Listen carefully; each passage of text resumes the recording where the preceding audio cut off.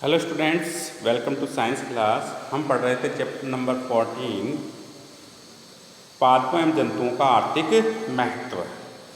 ये chapter complete हो चुका था। आज मैंने यहाँ आपको टेक्स्ट बुक एक्सरसाइज दी है, जो आपकी पाठ्य पुस्तक है उसमें अभ्यास के लिए जो प्रश्न दिए हुए हैं वो मैंने आपको सेंड किए हैं। यहाँ इनके आंसर्स भी दिए हुए हैं यहाँ पे, तो आपको ये देखना है, प्रैक्टिस करनी है, चैप्टर को तैयार करना है और इनके आंसर्स आपको सर्च करने एज ए प्रैक्टिस। ठीक है। होमवर्क की कॉपी में आपको जो नोट्स सेंड किए हैं वो सभी लिखने हैं और उसके बाद जो यहाँ क्वेश्चंस आपको सेंड किए जा रहे हैं ये भी आपको करने हैं। ठीक है।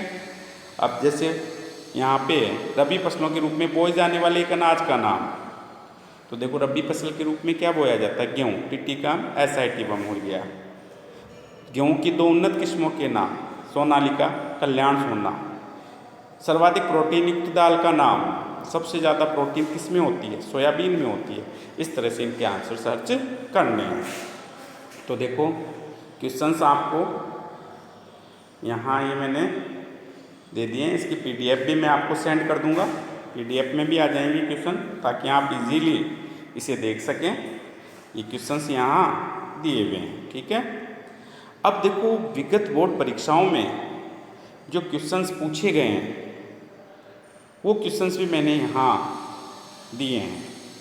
मेन एग्ज़ाम में पूछे गए क्वेश्चन और सप्लीमेंट्री एग्ज़ाम में पूछे गए दोनों ही प्रकार के क्वेश्चंस मैंने आपको यहाँ दिए हैं। कल भी मैंने क्वेश्चंस आपको वीडियो में भी डाल दिए थे और मुझे उम्मीद है आपने इनके आंसर सर्च भी किए होंगे, प्रयास भी किए होंगे। एक दो छोटे छोटे आंसर मैं आपको बता देता हूँ।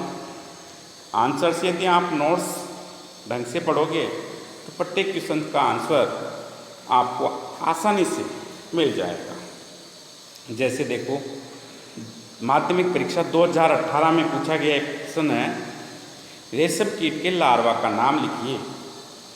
तो रेशम कीट के लार्वा का नाम क्या है? आपका आंसर होगा कैटरपिलर।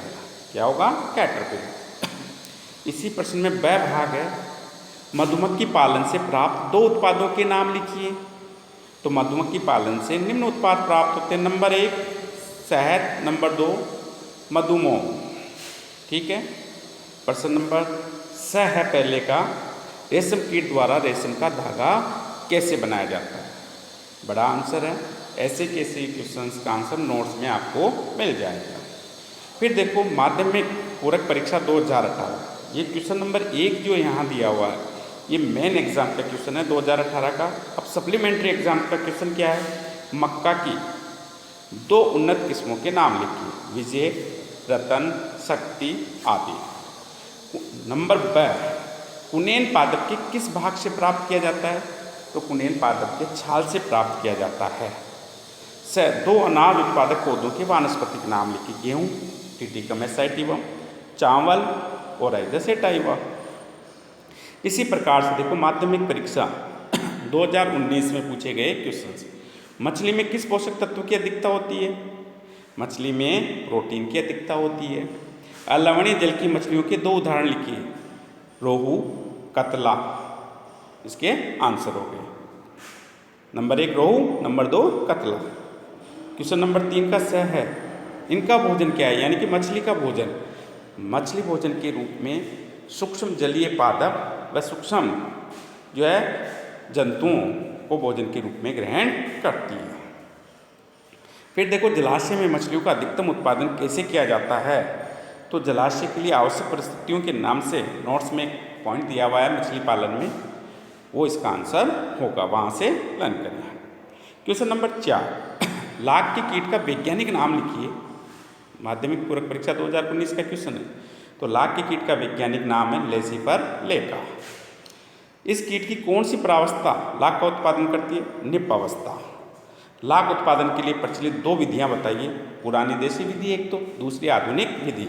दोनों का वर्णन यहाँ आपको करना है। ठीक है।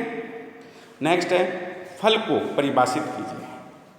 तो देखो ये क्वेश्चन 2020 में पूछा गया है। अंडाशय के निषेचन से निर्मित संरचना जो है फल कहलाती है। खरीफ फसल का एक उदाहरण लिखिए। खरीफ की फसल में क्या क्या बोया जाता है? बाजरा, मक्का आदि। ठीक है, एक पूछा, एक कोई सा भी लिख सकते हैं। 5वें का शायद दालों का राजा किस पादप को कहते हैं? तो देखो, दालों का राजा होता है चना और इसका वैज्ञानिक नाम है साइसर एराइटिना। 5वें का अपमार्जक का कार्य करने वाले किसी एक कीट का नाम लिखिए। आप इसमें आंसर लिख सकते हैं तिलचट्टा, तिलचट्टा। ठीक है, नेक्स्ट है खरीफ की एक फसल का नाम लिखिए, बाजरा। रबी की एक फसल का नाम लिखिए, गेहूँ। ठीक है, वानस्पतिक नाम पूछे तो इनके वानस्पतिक नाम लिखने। कॉफ़ी पादप का वैज्ञानिक नाम लिखिए, कॉफ़ी अरेबिका। ब्लिस्टर भृंगों से कौन सी औषधि प्राप्त की जाती है? ब्लिस्टर भृंगों से कैंथराइडिन औषधि प्राप्त की जाती है। क्वेश्चन नंबर 10, कोरल यानी परवाल का बाहरी कंकाल किस रासायनिक पदार्थ का बना होता है? तो इसका आंसर होगा कैल्शियम कार्बोनेट का। किसका बना होता है? कैल्शियम कार्बोनेट का बना होता है। और इसी के साथ आपका ये चैप्टर जो है वो समाप्त होता है और कल आपका इस चैप्टर का टेस्ट होगा। मुझे उम्मीद है कि सभी स्टूडेंट टेस्ट के लिए अच्छे से तैयारी करेंगे और टेस्ट की उपयोगिता को समझते हुए टेस्ट को निश्चित रूप से देंगे। सभी स्टूडेंट्स के पेरेंट्स को मैं इस टेस्ट में जो भी आप मार्क्स लोगे उनसे अवगत कराऊंगा। टेस्ट के लिए टाइम पीरियड जो है वो निश्चित होगा। ऐसे नहीं कि आप 1 घंटे बाद आंसर दे रहे हैं, आधे घंटे बाद दे रहे हैं। आपको जैसे टेस्ट दिया जाएगा, सेंड किया जाएगा आपके टाइमिंग पे, उसके बाद उस पर लिखा होगा 15 मिनट है, 20 मिनट है, 25 मिनट है, 30 मिनट है। उतने समय में आपको वो आंसर्स करने, एक पेज पे आंसर लिखने और उन आंसर्स को जो है मेरे पर्सनल व्हाट्सएप नंबर पर सेंड करने हैं। ठीक है, थैंक यू।